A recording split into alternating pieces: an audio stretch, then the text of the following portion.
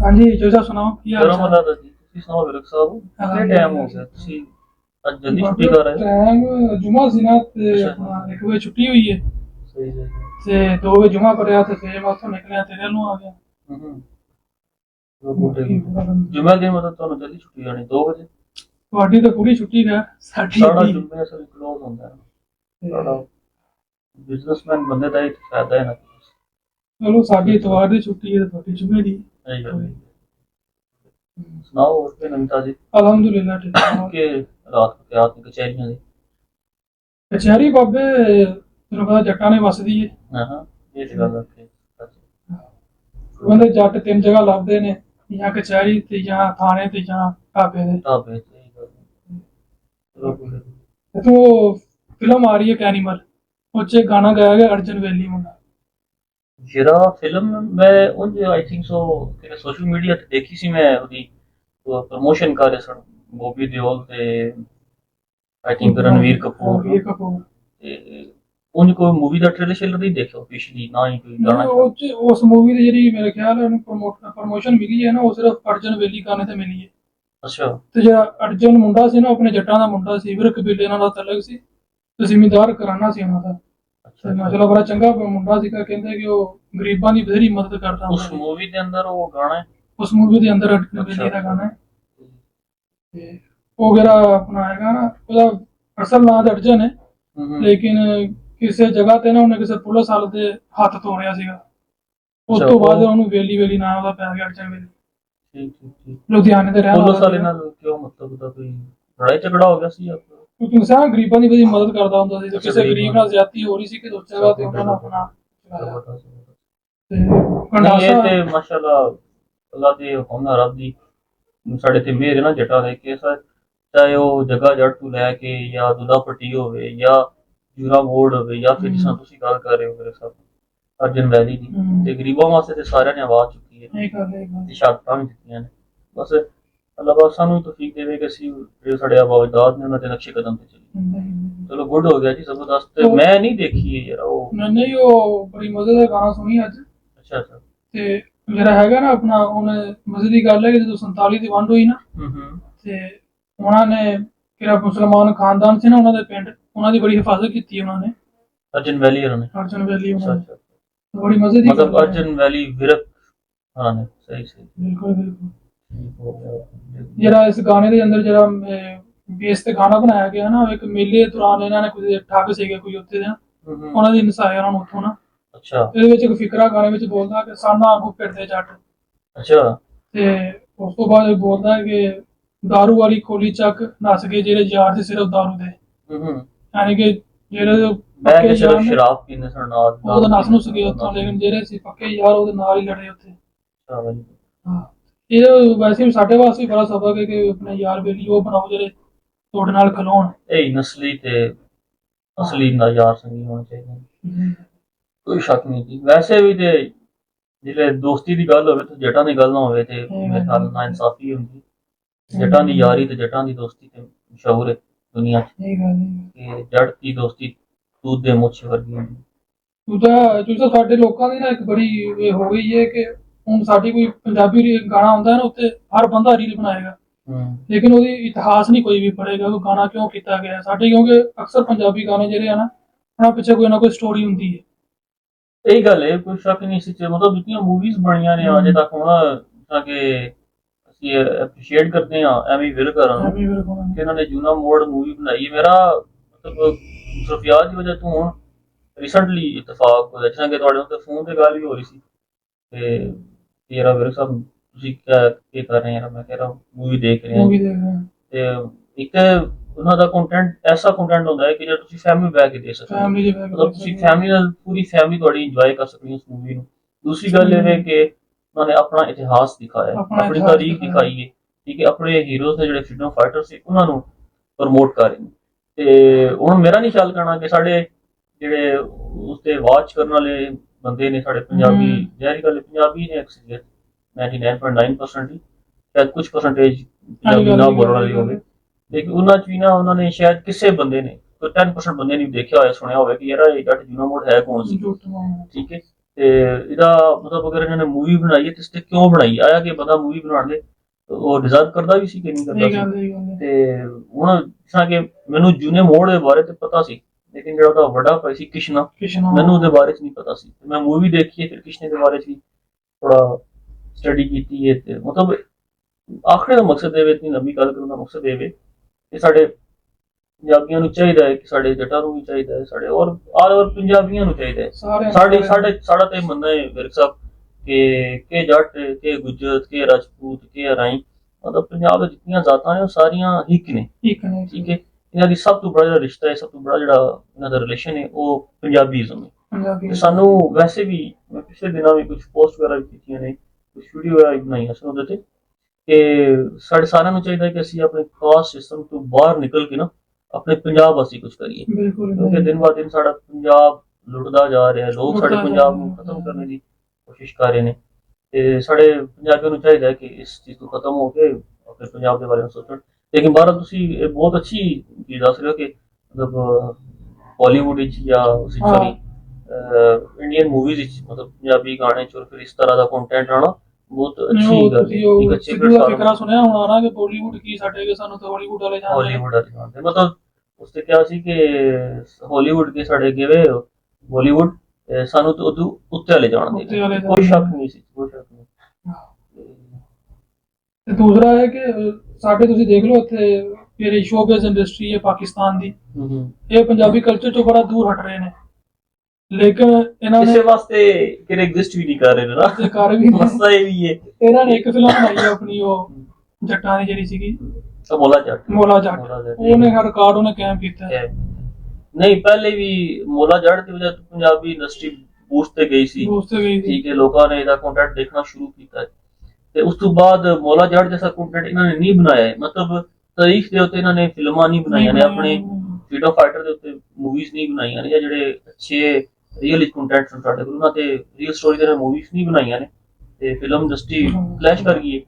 ਤੇ ਹੁਣ ਦੁਬਾਰਾ ਅਗਰ ਇਹਨਾਂ ਨੇ ਮੋਲਾ ਜੱਟ ਬਣਾਈ ਹੈ ਤੇ ਉਹੀ ਚੱਲੀ, ਇਸ ਤੋਂ ਇਲਾਵਾ ਉਹਨਾਂ ਦੀ ਕਿਹੜੀ ਮੂਵੀ ਚੱਲੀ ਹੈ?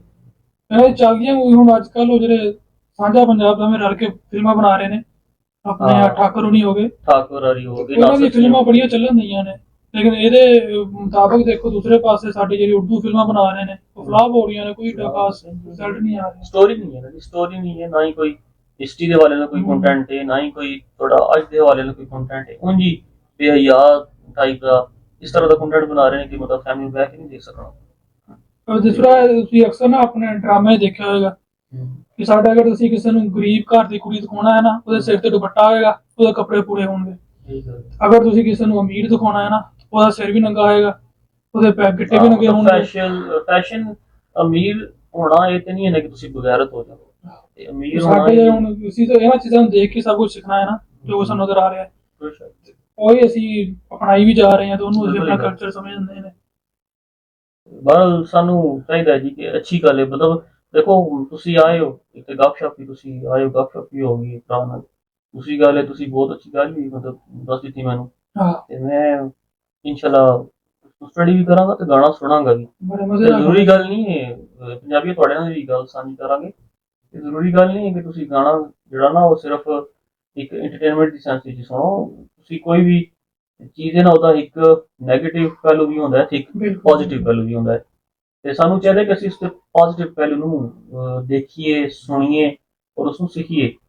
ਤੇ ਗਾਣੇ ਵਿੱਚ ਜ਼ਰੂਰੀ ਨਹੀਂ ਕਿ ਤੁਸੀਂ ਗਾਣਾ ਸੁਣੋ, ਉਹਦੇ ਜਿਹੜੇ ਲਿਰਿਕਸ ਸੁਣ ਕੇ ਬਸ ਹੋ ਗਈ ਕਰ ਦਿਓ, ਨਹੀਂ, ਉਸਨੇ ਲਿਰਿਕਸ ਨੂੰ ਸੁਣੋ, ਉਹਦੇ ਪਿੱਛੇ ਦੇਖੋ ਕਿ ਯਾਰ ਇਹ ਬੰਦਾ ਅਗਰ ਗੱਲ ਕਰ ਰਿਹਾ ਤਾਂ ਕਿਸ ਚੀਜ਼ ਤੇ ਐਗਜ਼ਿਸਟ ਕਰ ਰਹੀ ਹੈ ਉਹ ਗੱਲ, ਉਸ ਚੀਜ਼ ਨੂੰ ਤੁਸੀਂ ਸਟੱਡੀ ਕਰੋ, ਤੇ ਉਹ ਇੱਕ ਇਨਫੋਰਮੇਟਿਵ ਵੀ ਹੁੰਦੀ ਹੈ ਚੀਜ਼। ਇਹ ਗੱਲ ਹੈ ਇਨਸ਼ਾਅੱਲਾ ਵਿਰਕ ਸਾਹਿਬ ਇਸ ਨੂੰ ਸਰਚ ਵੀ ਕਰਦੇ ਹਾਂ ਤੇ ਦੇਖੋ ਨਾ ਸਾਡੇ ਬੱਚਿਆਂ ਕੋਲੋਂ ਸਾਡੀ ਪੰਜਾਬ ਦੀ ਹਿਸਟਰੀ ਇੱਕ ਤਰ੍ਹਾਂ ਦੀ ਖੋਲ ਹੀ ਗਈ ਹੈ, ਉਹਨੂੰ ਪਤਾ ਹੀ ਨਹੀਂ ਹੁੰਦਾ ਸੀ ਕੀਤਾ ਕਿ ਸਾਡੇ ਜਿਹੜੇ ਸਾਡੇ ਮਾਂ ਪਿਓ ਨੇ, ਸਾਡੇ ਵਟਕੇ ਨੇ, ਉਹਨਾਂ ਨੇ ਸਾਨੂੰ ਦੱਸਿਆ ਹੀ ਨਹੀਂ ਨਾ ਜੀ। ਉਹ ਸਾਨੂੰ ਹਮੇਸ਼ਾ ਸਾਡੇ ਇੱਥੇ ਲਹਿੰਦੇ ਪੰਜਾਬ ਵੀ ਦੇਖ ਲਿਓ ਕਿ ਇਹ ਕਲਚਰ ਪਾਇਆ ਜਾਂਦਾ ਹੈ ਕਿ ਜਿਹੜਾ ਬੱਚਾ ਪੰਜਾਬੀ ਬੋਲ ਵੀ ਰਿਹਾ ਹੈ, ਅਗਰ ਤੁਹਾਡੇ ਜਿਹੜੇ ਇਰਦ ਗਿਰਦ ਤੁਹਾਡਾ ਜਿਹੜਾ ਮਾਸ਼ਰਾ ਹੈ, ਤੁਹਾਡੇ ਚਾਚੇ ਤਾਏ, ਤੁਹਾਡੇ ਮਾਮੇ, ਤੇ ਉਹਨਾਂ ਕੋਲ ਸੁਣ ਕੇ ਅਗਰ ਪੰਜਾਬੀ ਬੋਲ ਵੀ ਰਿਹਾ ਹੈ, ਪੰਜਾਬੀ ਦਾ ਕੋਈ ਵੀ ਲਹਿਜਾ ਬੋਲਣ ਦੀ ਕੋਸ਼ਿਸ਼ ਵੀ ਕਰ ਰਿਹਾ ਤੇ ਘਰ ਆਉਣ ਉਹਨੂੰ ਡਾਂਟਦੇ ਨੇ, ਉਹ ਕਿਉਂ ਇਹ ਬੋਲ ਰਹੇ ਤੁਮ ਉਰਦੂ ਬੋਲੋ, ਉਰਦੂ ਬੋਲੋ। ਮਸਲਾ ਇਹ ਹੈ ਕਿ ਅਸੀਂ ਨਾ ਜ਼ਹਿਨੀ ਗੁਲਾਮ ਲੋਕ ਹਾਂ। ਸਹੀ ਗੱਲ, ਸਾਨੂੰ ਸਹੀ ਗੱਲ। ਇਹ ਨਹੀਂ ਪਤਾ ਕਿ ਯਾਰ ਅਸਲ ਜਿਹੜੀ ਇੱਜ਼ਤ ਹੈ ਨਾ ਉਹ ਉਹ ਆਪਣੀ। ਆਪਣੇ ਕਲਚਰ ਨੂੰ ਪ੍ਰਮੋਟ ਕਰਨੀ ਚਾਹੀਦੀ ਪ੍ਰਮੋਟ ਕਰਨ ਚ। ਤੇ ਸਾਨੂੰ ਚਾਹੀਦਾ ਹੈ ਕਿ ਆਪਣੇ ਬੱਚਿਆਂ ਨੂੰ ਉਸ ਚੀਜ਼ ਦੀ ਗਾਈਡੈਂਸ ਦੇਈਏ। ਸਹੀ ਮੈਂ ਗੱਲ, ਪ੍ਰੋਬਲਮ ਇਹ ਹੈ ਕਿ ਅਸੀਂ ਲੋਕ ਨਾ ਗਾਈਡ ਨਹੀਂ ਕਰਦੇ ਹਾਂ। ਮੈਂ ਅਜੇ ਕੁਛ ਤੁਹਾਡੇ ਆਉਣ ਤੋਂ ਪਹਿਲੇ ਨਾ ਮੈਂ ਦੇਖ ਰਿਹਾ ਸਾਂ ਜਿਹੜਾ ਸਾਡਾ ਨਾਸਰ ਢਿੱਲੋਂ ਭਾਈ ਨਾਸਰ ਢਿੱਲੋਂ। ਬੜਾ ਪਿਆਰਾ ਸਾਡਾ ਦੋਸਤ ਵੀ ਨੇ, ਸਾਡੇ ਵੱਡੇ ਭਰਾ ਵੀ ਨੇ ਤੇ ਗਾਇਬ ਵਗੈਰਾ ਨਾਲ ਗੱਪਸ਼ਪ ਵੀ ਹੁੰਦੀ ਰਹਿੰਦੀ ਹੈ। ਤੇ ਉਹਨਾਂ ਕੋਲ ਨਾ ਚੜ੍ਹਦੇ ਪੰਜਾਬ ਤੋਂ ਕੁਝ ਮਹਿਮਾਨ ਆਏ ਸਨ ਤੇ ਕੁਝ ਨਨਕਾਣਾ ਚੜ੍ਹਦੇ ਸਾਹਿਬ ਵਾਲੇ ਮੇਰੇ। ਨਨਕਾਣਾ ਸਾਹਿਬ ਦੇ ਐਗਜ਼ੈਕਟਲੀ 1-2 ਦਿਨ ਪਹਿਲੇ ਦੀ ਉਹ ਵੀਡੀਓ ਮੈਂ ਦੇਖਿਆ ਸਾਂ। ਉਹਨਾਂ ਦਾ ਜਿਹੜਾ ਚੈਨਲ ਹੈ ਪੰਜਾਬੀ ਲਹਿਰ ਉਹਦੇ ਤੇ। ਅੱਛਾ, ਉਹ ਦੇਖ ਰਹੀ ਸਾਂ ਕਿ ਉਹਨਾਂ ਤੇ ਨਾ ਇੱਕ ਫੈਮਿਲੀ ਚੜ੍ਹਦੇ ਪੰਜਾਬ ਦੀ ਫੈਮਿਲੀ ਜਿਹੜੀ ਲਿਵਿੰਗ ਕਰ ਰਹੀ ਹੈ USA ਚ, ਉਹਨਾਂ ਦੇ ਬੱਚੇ ਵੀ ਨਾਲ ਆਏ ਸਨ ਤੇ ਉਹ ਗੁਰਦੁਆਰੇ ਦੇ ਬਾਹਰ ਖੜੇ ਹੋ ਕੇ ਨਾਸਰ ਦੇ ਲੋਕ ਸਵਾਲ ਕਰ ਰਹੇ ਸੀ ਜਿਹੜੇ USA ਤੋਂ ਫੈਮਿਲੀ ਆਈ ਸੀ ਉਹਨਾਂ ਦੇ ਬੱਚਿਆਂ ਨਾਲ। ਮੇਰਾ ਖਿਆਲ ਹੈ ਇਹ ਸਾਡੀ ਜਿਹੜੀ ਛੋਟੀ ਧੀ ਭੈਣ ਹੈ ਤੇ ਇੱਕ ਦੀ ਬੱਚੀ ਦੀ ਉਮਰ ਜਿਹੜੀ ਹੋਣੀ ਹੈ ਉਹ 14-15 ਸਾਲ ਹੋਣੀ ਹੈ ਮੇਰੇ ਹਿਸਾਬ ਤੇ ਦੂਜੀ ਦੀ 7-8 ਸਾਲ ਹੋਣੀ ਹੈ, 9-10 ਸਾਲ ਇਤਨੀ ਹੋ ਜਾਣੀ ਤੇ ਉਹਨਾਂ ਨੂੰ ਆਪਣੇ ਇਤਿਹਾਸ ਬਾਰੇ, ਆਪਣੀ ਤਾਰੀਖ, ਆਪਣੀ ਹਿਸਟਰੀ ਦੇ ਬਾਰੇ ਪਤਾ ਸੀ। ਠੀਕ ਹੈ, ਲੇਕਿਨ ਕਹਿ ਲਓ ਕਿ ਸਾਡੀ ਬਦਬਖਤੀ ਹੈ ਕਿ ਸਾਡੀ ਲੋਕ ਸਾਡੇ ਮਾਸ਼ਰੇ ਵਿੱਚ ਜਾਂ ਸਾਡੇ ਲਹਿੰਦੇ ਪੰਜਾਬ ਵਿੱਚ ਲੋਕ ਆਪਣੇ ਬੱਚਿਆਂ ਨੂੰ ਇਹ ਚੀਜ਼ ਨਹੀਂ ਸਿਖਾਉਂਦੇ। ਤੇ ਸਾਡੀ ਬਦਬਖਤੀ ਹੈ। ਠੀਕ ਹੈ, ਤੁਸੀਂ ਪੀਜ਼ੇ ਖਾਓ, ਤੁਸੀਂ ਸਿਨੇਮਾ ਜਾਓ, ਸਾਰਾ ਕੁਝ ਕਰੋ, ਲੇਕਿਨ ਇਤਿਹਾਸ ਦੇ ਬਾਰੇ ਚ ਦੱਸਣਾ ਚਾਹੀਦਾ ਹੈ। ਇਹ ਗੱਲ ਨਹੀਂ ਹੈ ਕਿ ਮਤਲਬ ਅਸੀਂ ਕਤਨ ਇਸ ਚੀਜ਼ ਨੂੰ ਸਾਡਾ ਬਾਰ-ਬਾਰ ਕਹਿਣ ਦਾ ਮਕਸਦ ਕਤਨ ਇਹ ਨਹੀਂ ਹੁੰਦਾ ਵੀਰ ਸਾਹਿਬ ਕਿ ਲਾਈਕ ਕਿ ਤੁਸੀਂ ਅੱਜ ਦੇ ਦੌਰ ਦੇ ਹਵਾਲੇ ਨਾਲ ਨਾ ਅੱਜ ਦੇ ਦੌਰ ਦੇ ਨਾਲ ਮਿਲਣਾ ਚਾਹੀਦਾ ਹੈ। ਓਬਵੀਅਸਲੀ ਕਾਮਯਾਬੀ ਇਹ ਹੈ ਕਿ ਤੁਸੀਂ ਦੌਰੇ ਹਾਜ਼ਰ ਦੀ ਹਰ ਚੀਜ਼ ਸਿੱਖੋ, ਸਿਖਾਓ ਵੀ, ਆਪਣੇ ਬੱਚਿਆਂ ਨੂੰ ਵੀ ਦੱਸੋ, ਲੇਕਿਨ ਆਪਣੀ ਜਗ੍ਹਾ ਤੇ ਨਾ ਹਟੋ। ਉਹ ਕਹਿੰਦੇ ਨੇ ਨਾ ਕਿ ਪੱਕੀ ਵੇਖ ਕੇ ਕੱਚੀ ਨਹੀਂ ਢਾਈਦੀ ਤੇ ਇਸ ਚੀਜ਼ ਤੇ ਸਾਨੂੰ ਗੌਰ ਕਰਨਾ ਚਾਹੀਦਾ। ਲੰਮਾ ਫਿਕਰੀ ਹੈ ਸਾਡੇ ਪੰਜਾਬੀਆਂ ਵਾਸਤੇ। ਤੇ ਬਾਕੀ ਹੋਰ ਸੁਣਾਓ, ਅਸਲਾਨ ਬੜਾਈ ਸਾਹਿਬ ਦਾ ਕੋਈ ਰਾਬਤਾ ਅਸਲਾਨ ਸਾਹਿਬ ਨਾਲ ਕੱਲ ਗੱਲਬਾਤ ਹੋਈ ਸੀਗੀ। ਅੱਛਾ, ਤੇ ਉਹਨਾਂ ਨੇ ਹੋਣਾ ਸੀਗਾ ਬਲਕਿ ਅੱਜ ਕੋਈ ਨਹੀਂ ਗਿਆ। ਉਹ ਚਨਿਓਟ ਗਏ ਸਨ ਮੇਰੇ ਖਿਆਲ ਨਾਲ।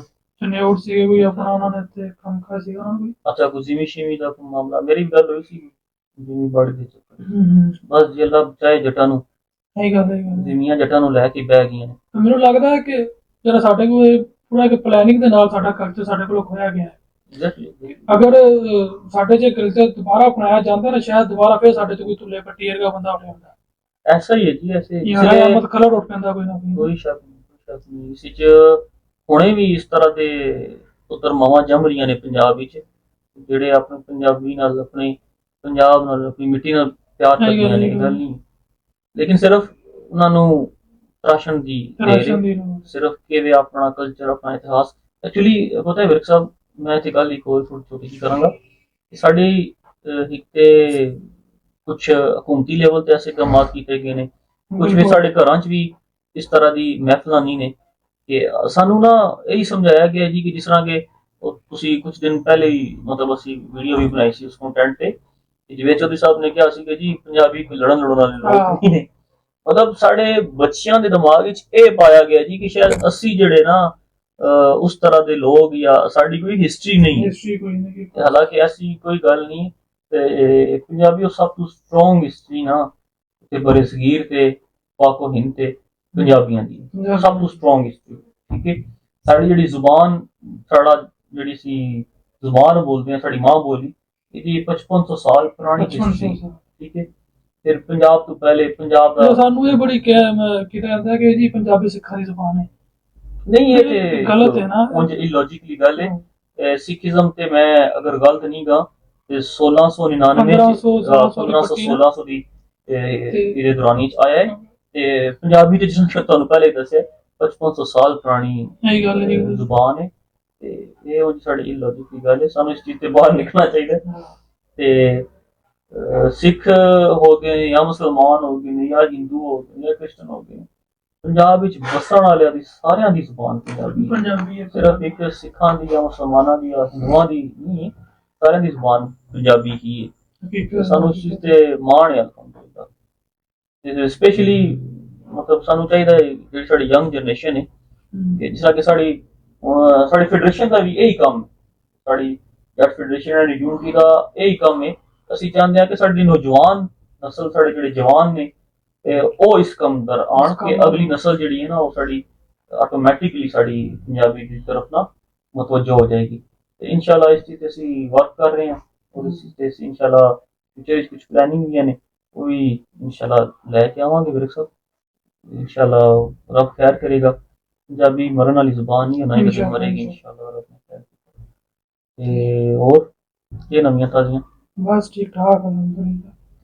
ਬਾਕੀ ਸਾਡੀ ਪੰਜਾਬੀਆਂ ਤੋਂ ਇਹੀ ਹੈ ਕਿ ਯਾਰ ਆਪਣੇ ਕਮ ਅਜ਼ ਕਮ ਆਪਣੀ ਬੋਲੀ ਨੂੰ ਮਰਨ ਨਾ ਦੇਵੋ। ਸਹੀ ਗੱਲ ਹੈ, ਕੁਛ ਤੁਹਾਡੀ ਇਹ ਇੱਜ਼ਤ ਹੈ। ਤੇ ਠੀਕ ਹੈ ਪੰਜਾਬੀਓ, ਤੇ ਚੰਗਾ ਵੀਰ ਸਾਹਿਬ, ਇਨਸ਼ਾਅੱਲਾ ਨੈਕਸਟ ਵੀਡੀਓ ਨਾਲ ਫਿਰ ਮਿਲਾਂਗੇ ਜਲਦੀ। ਪੰਜਾਬ ਜ਼ਿੰਦਾਬਾਦ, ਪੰਜਾਬੀ ਜ਼ਿੰਦਾਬਾਦ।